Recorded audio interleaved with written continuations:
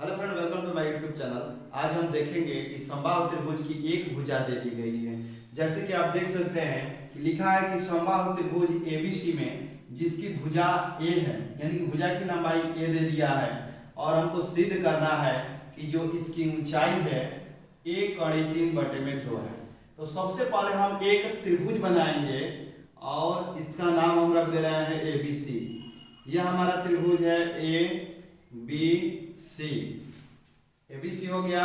और ये जो भुजा की लंबाई है ये BC बराबर भी A है, AC बराबर भी A है और AB का मान भी A के बराबर है। हमको सिद्ध करना है कि इसकी ऊंचाई है, तो ऊंचाई पहले हम देखेंगे। यहाँ से हम ऊंचाई बना ले रहे हैं, इसको D बना दिए। AD हमारा ऊंचाई का काम करेगा।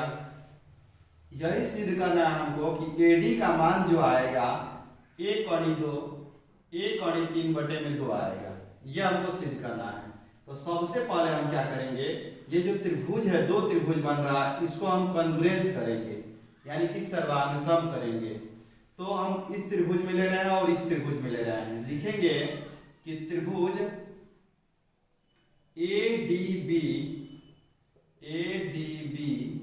व त्रिभुज ADC में इन दोनों त्रिभुज में हम ले रहे हैं। हम देख रहे हैं कि दोनों त्रिभुज में AD जो है कॉमन है, तो लिख रहे हैं कि AD बराबर AD, उभयनिष्ठ लिख देंगे। उभयनिष्ठ हो गया। अब इस त्रिभुज में देख रहे हैं कि ये भी 90 अंश का है, ये भी 90 अंश का है, तो लिखेंगे कि एंगल ADB बराबर एंगल ADC, ये 90 अंश का दोनों है, समकोण है। और ये AB जो है AC के बराबर है। AB का मान भी A है और AC का मान भी A है, क्योंकि यह समबाहु त्रिभुज है। तो लिखेंगे कि AB जो है AC के बराबर है। ये ज्ञात में लिख देंगे कि यह हमको पता है। अब हम जानते हैं कि एक एंगल मिल गया 90 अंश वाला, यह हमारा कोण है, दोनों कोण का काम करेगा।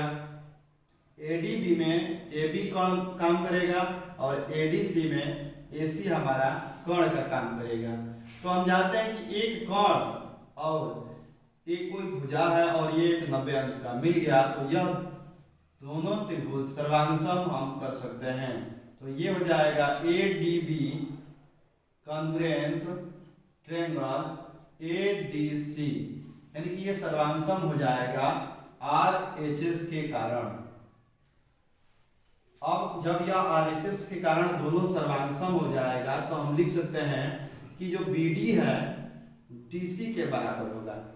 BD जो है DC के बराबर होगा। क्यों? तो CPCT के कारण। अब CPCT क्या है? तो CPCT का मतलब होता है कि congruence part of congruence triangle. ये दोनों त्रिभुज कॉन्ग्रुएंस है, सर्वानुसम है, तो सर्वानुसम भाग भी आपस में बराबर होता है। तो इससे हम सिद्ध कर सकते हैं कि जो D है, पॉइंट D है, यह BC का मध्य बिंदु है। तो पूरे की लंबाई, BC की लंबाई जब A है तो BD की लंबाई, यानी कि लिख सकते हैं कि BC बराबर A। ये जो BC है इसकी लंबाई A है, इसलिए BD जो होगा A/2 के बराबर होगा, क्योंकि ये भी आधा होगा, ये भी आधा होगा। यहां से हम BD का मान निकालिए, AB का मान हमको मालूम है और AD का मान हमको निकालना है। तो इस त्रिभुज में ले लें या इस त्रिभुज में ले लें, दोनों में से किसी भी एक त्रिभुज में हम ले लेंगे। तो हम ले रहे हैं ADB में, त्रिभुज ADB में हमको AD निकालना है। तो इस त्रिभुज में हम जानते हैं कि पाइथागोरस प्रमेय से जो कोण का स्क्वायर होता है, लंब का स्क्वायर और आधार के स्क्वायर के योग के बराबर होता है। यानी कि AB स्क्वायर बराबर, पाइथागोरस प्रमेय से हम जानते हैं कि कोण का स्क्वायर बराबर लंब का स्क्वायर, यानी कि AD हमारा लंब है तो AD का स्क्वायर प्लस आधार का स्क्वायर तो इसमें आप देख रहे हैं कि आधार में BD है, तो यहाँ हम BD लिखेंगे। हाँ, यहाँ AB का मान दिया है A, तो यहाँ हम A पुट करेंगे तो A² हो जाएगा। AD को फाइंड करना है तो AD की जगह पे AD ही लिखेंगे, और BD का मान अभी हम निकाले हैं, जो BD है A/2 के बराबर है। तो BD के जगह पे हम A/2 का स्क्वायर लिख देंगे। ये हो जाएगा A² बराबर AD का स्क्वायर प्लस, इसको हम स्क्वायर करेंगे तो A²/4 लिख देंगे। अब हम A²/4 को इधर लाएंगे तो ये पॉजिटिव है, इधर आएगा तो निगेटिव में हो जाएगा, बराबर AD²। अब इसका एलसीएम इसके नीचे कुछ नहीं तो 1 मान सकते हैं, तो ये हो जाएगा 4A² - A² equal to AD²। अब इसको घटा देंगे तो हो जाएगा 3A²/4 इक्वल टू AD का स्क्वायर, या AD बराबर हो जाएगा रूट में 3A²/4। अब हम देख रहे हैं कि A² को हम निकाल सकते हैं कड़ी से बाहर, 4 को भी निकाल सकते हैं, क्योंकि इसको हम लिख सकते हैं 3 × A × A। आप 4 को भी लिख सकते हैं 2 × 2, यानी कि AD इक्वल टू हो जाएगा A बाहर निकलेगा, इसमें से 2 निकलेगा, और रूट में केवल आ गया 3।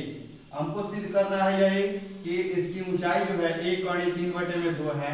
इसको ऐसे भी लिख सकते हैं, या 1 कड़ी में 3/2 ऐसे भी लिख सकते हैं। अतः हम लिख देंगे कि अतः